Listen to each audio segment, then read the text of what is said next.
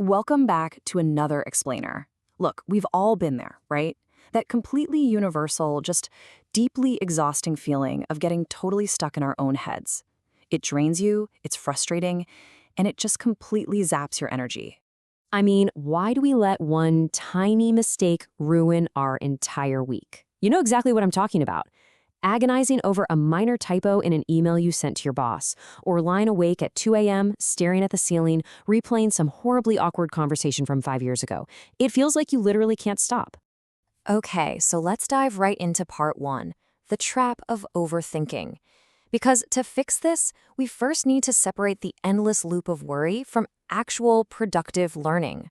So, what we casually call overthinking in everyday life actually has a clinical name: rumination. Basically, rumination is a form of repetitive, negative thinking focused entirely on your distress, what caused it, or what the consequences are going to be. Notice something here, though? It's a passive, backward-looking loop. It keeps you intensely focused on the problem, but, and this is absolutely crucial, it fundamentally lacks any actual problem solving.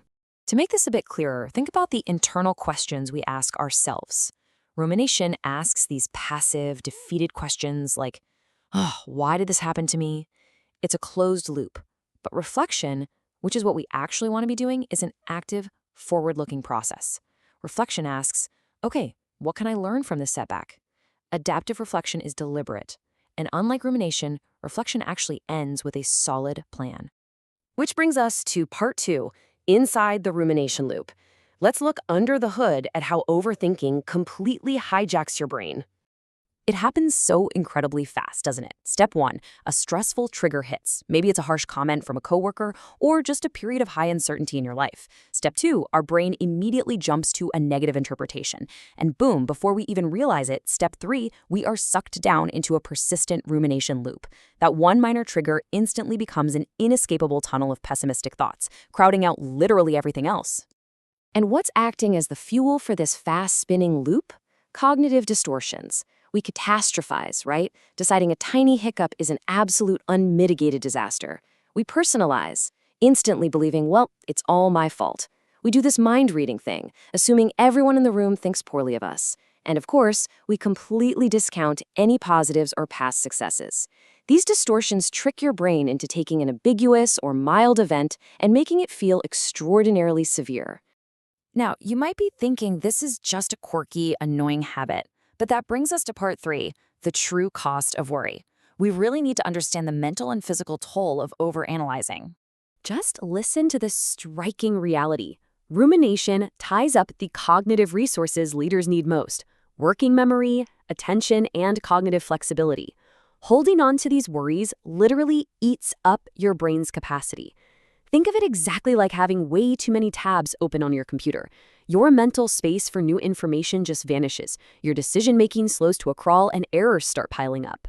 The consequences are brutal across the board. Mentally, it sustains and deepens anxiety and depression. Professionally, it causes full-on analysis paralysis and delays decisions. Get this. It even triggers team mirroring, meaning your colleagues actually catch your anxious overthinking. Physically, it spikes your cortisol levels, keeping your body locked in threat mode, which leads straight to insomnia and complete physical burnout. So if you've been sitting there wondering, why am I so exhausted all the time? Well, there's your aha moment. Okay, let's all take a collective breath here, because it's time for part four, how to break free. Rumination is just a mental habit, and we have the evidence-based interventions to stop the spin. Let's look back at that loop from earlier. And this brilliantly illustrates exactly where we have the power to change things. Right between the negative interpretation and the persistent loop, we can jam in step three, an intervention. This deliberate feedback break disrupts that mental spin, allowing us to safely drop back into our present task at step four. So what do those interventions actually look like in practice? Well, you could use scheduled worry time. It's a low-effort, immediate effect tool where you literally make a 10 to 15-minute daily appointment with yourself just to worry. And when time's up, you stop. Or physical activity. Just a quick 5 to 10-minute brisk walk forces a shift in blood flow and immediate attention. These are surprisingly simple actions, but they forcefully interrupt the cycle. Let's bring this science into the real world in part five, putting strategies into action. We're going to apply these tools to work, sales, and relationships. Consider Alex. Alex suffers from major team meeting anxiety. The thought endlessly looping in his head is, What if they ask something and I don't know? I'll look totally incompetent. We've all been there, right? It's an incredibly common fear that leads to frantic, exhausting overthinking before the meeting even starts. So how does Alex fix this? He uses the break into steps strategy. He keeps a concrete script ready to go. If he gets a tough question, he just says, "Good question. I'll need a moment to think about that." Or, "I can get that info to you after the meeting." Having that script memorized buys him time.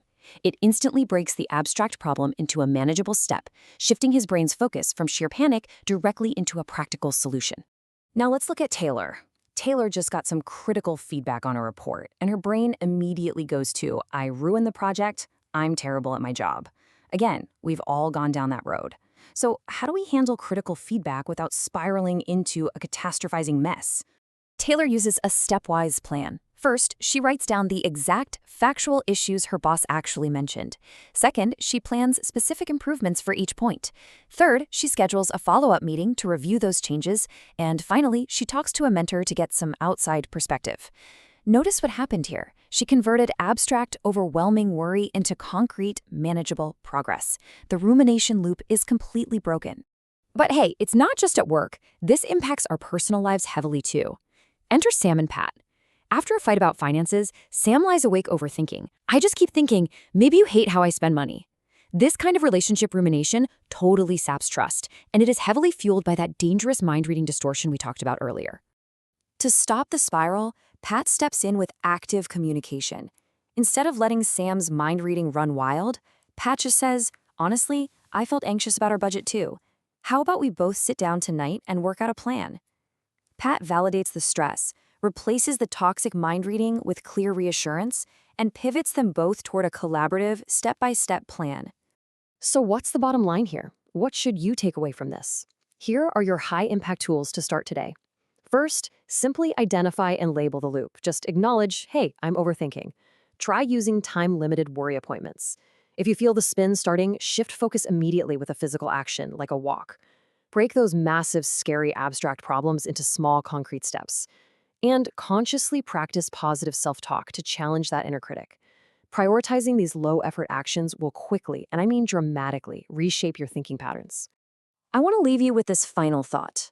The next time you feel yourself getting stuck in a negative loop, remember, you have a choice. Are you going to sit back and let your brain spin completely out of control? Or will you take charge, challenge that inner critic, and simply schedule an appointment with your worry? You have the tools now. Use them.